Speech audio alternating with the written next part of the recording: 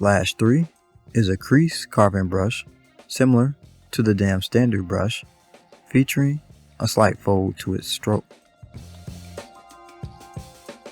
Change the angle of your stroke by opening the picker menu and expanding the orientation palette.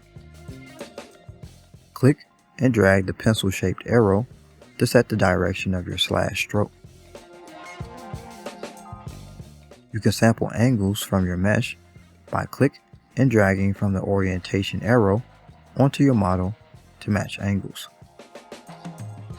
This can aid in creating unique, hard to replicate strokes.